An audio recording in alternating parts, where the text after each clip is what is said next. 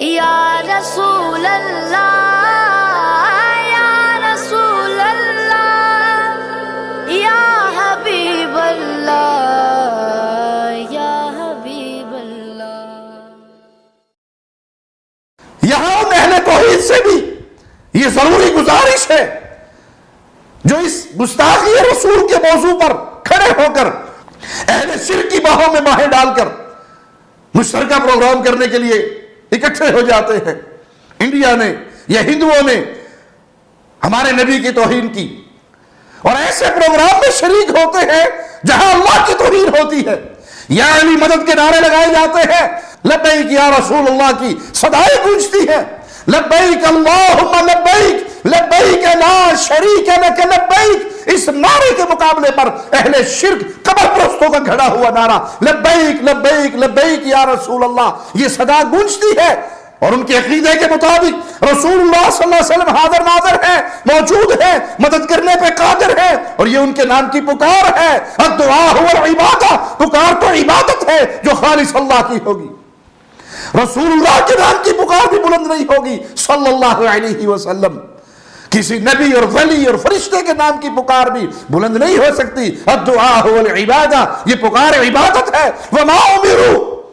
الا ليعبدوا الله مخلصين له الدين، بندوں کو تو حکم یہ ہے کہ عبادت خالص اللہ کی کرے۔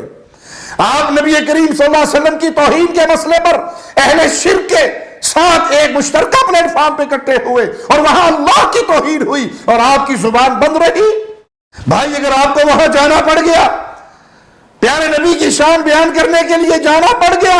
بیان کیجئے، لیکن اگر وہاں اللہ کی توہین ہو، اللہ کی گستاخی ہو، شرک اکبر کی پکار بلند ہو، تو اللہ کے لیے غیرت توحید کو جگائیے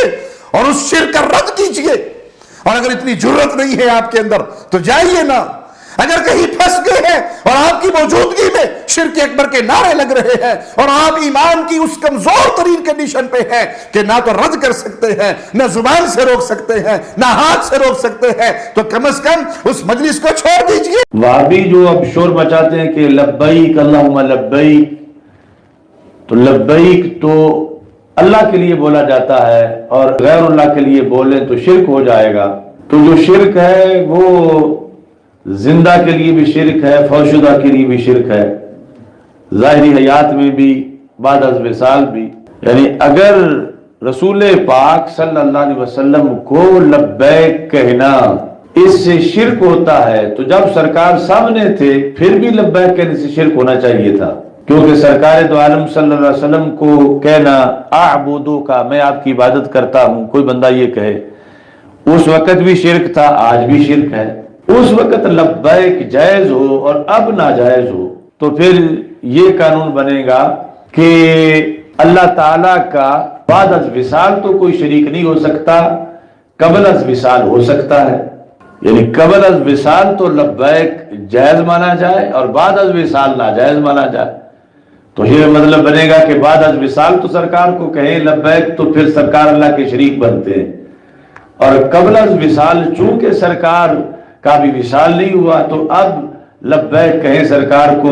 تو پھر جو ہے وہ شرک نہیں بنے گا۔ تو یہ تو ایک الٹا نیا شرک کا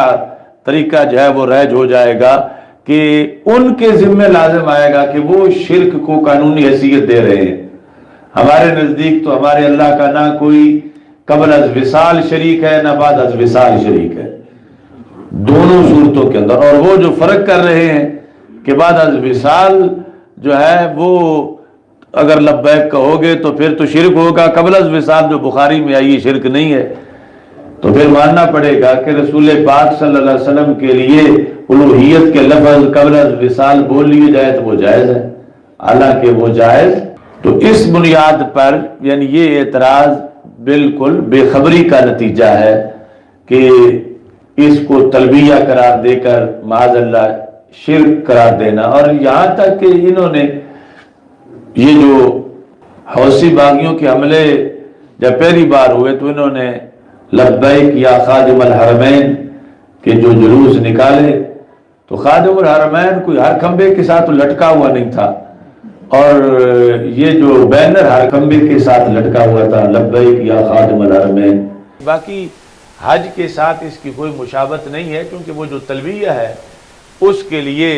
حیت مخصوص ہے، مکان مخصوص ہے، وردی مخصوص ہے، اور یہ ہر جگہ جو ہے وہ لبیک یا رسول اللہ صلی اللہ علیہ وسلم،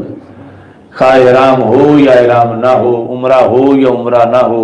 حج کا موسم ہو یا نہ ہو، عرفات کا میدان ہو یا نہ ہو،